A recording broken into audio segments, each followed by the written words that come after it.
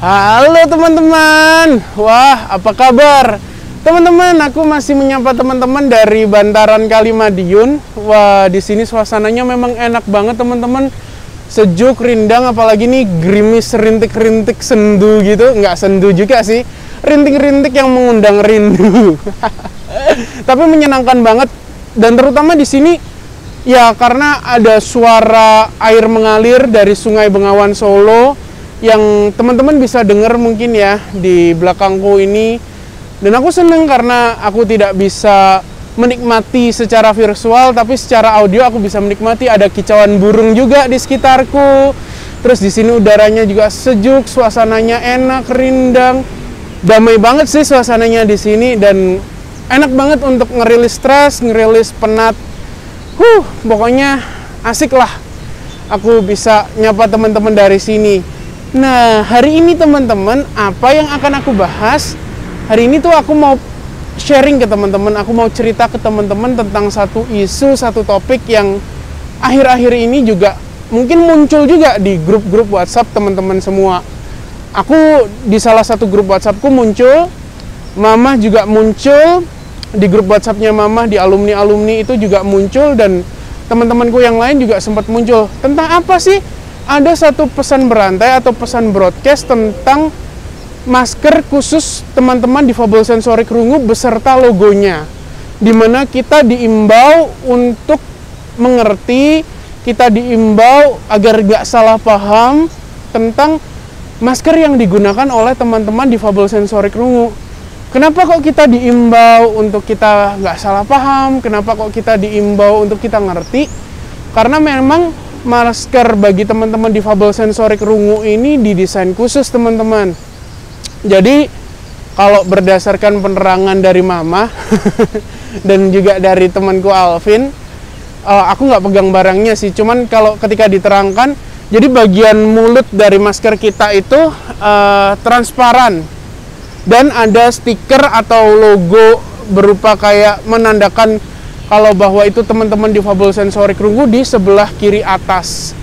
Nah, kenapa kok bagian mulut dibikin transparan dan kenapa ada logonya? Nah, bagian bibir atau mulut dibikin transparan karena teman-teman difabel sensorik rungu biasanya berkomunikasi dengan kita melalui pembacaan bibir.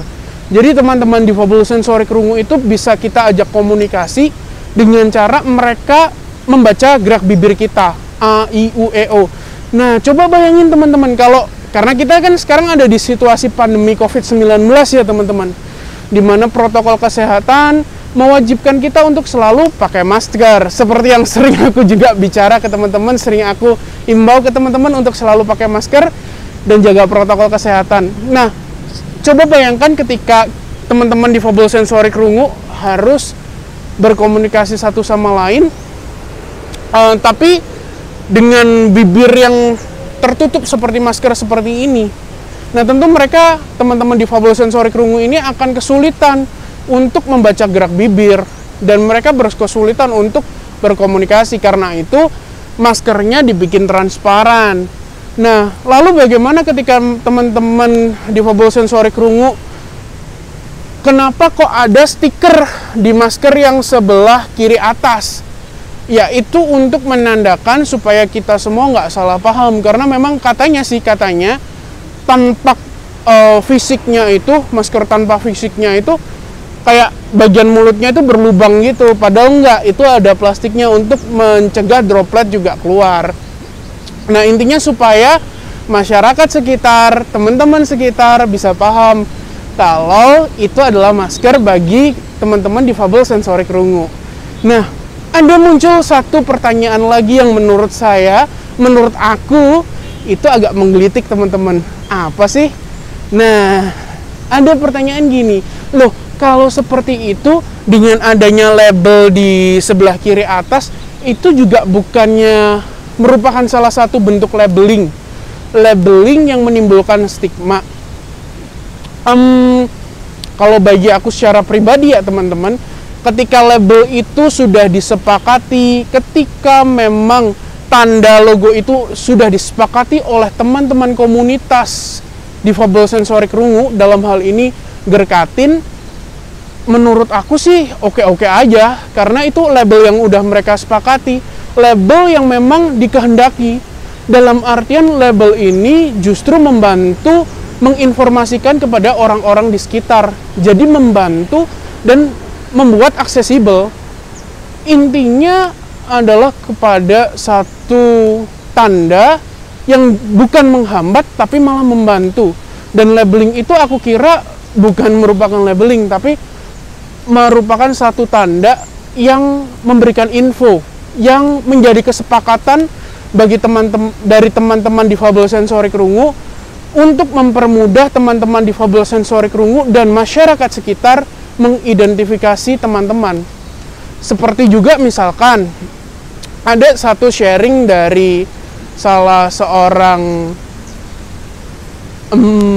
aktivis hak-hak difabel anak. Ketika itu beliau mengantar rombongan untuk lomba ke Korea, dan ketika masuk ke pesawat di Korean Airlines atau maskapai-maskapai tertentu, maskapai Korea gitu, teman-teman yang merupakan penyandang difabel itu dipakai kayak pita berwarna ungu untuk menandakan, untuk mengidentifikasi bahwa ini adalah teman-teman difabel. Nah, bagi saya, bagi aku, ketika memang pita ungu itu sudah disepakati oleh teman-teman asal pesawat tersebut ada, artinya kalau misalkan maskapai tersebut dari Korea dan teman-teman difabel di Korea udah sepakat dengan pita ungu tersebut, menandai dengan pita ungu tersebut, mungkin untuk keamanan, mungkin untuk ketika evakuasi, mempermudah evakuasi bila terjadi hal-hal yang tidak diinginkan. So, menurut saya nggak ada masalah, menurut aku nggak ada masalah, karena itu untuk kebaikan dan itu untuk keselamatan bersama. Bukan berarti itu merupakan stigma, bukan berarti itu merupakan label, karena itu merupakan kesepakatan dari teman-teman komunitas sendiri. Artinya, ketika ada satu label, satu identitas yang disepakati oleh teman-teman komunitas itu sendiri, ketika label atau identitas itu munculnya dari internal dan keluar dipromosikan untuk membantu, dan tujuannya ya teman-teman, tujuannya kalau menurut saya, kalau itu untuk membantu, untuk memberikan aksesibilitas, bagi saya itu nggak ada masalah, nggak ada masalah sama sekali. Justru itu yang perlu kita dukung, itu yang perlu kita galakan. Bagaimana difabel bisa membentuk identitas, bisa membentuk labelnya secara mandiri. Bagaimana kita bisa membentuk citra diri kita, bagaimana kita bisa membentuk identitas diri kita dengan bebas. Itu yang jadi mimpiku, dan mungkin itu yang menjadi mimpi banyak orang di sana, di luar sana. Bagaimana kita bisa menciptakan diri kita, mengekspresikan diri kita, membentuk identitas kita dengan bebas.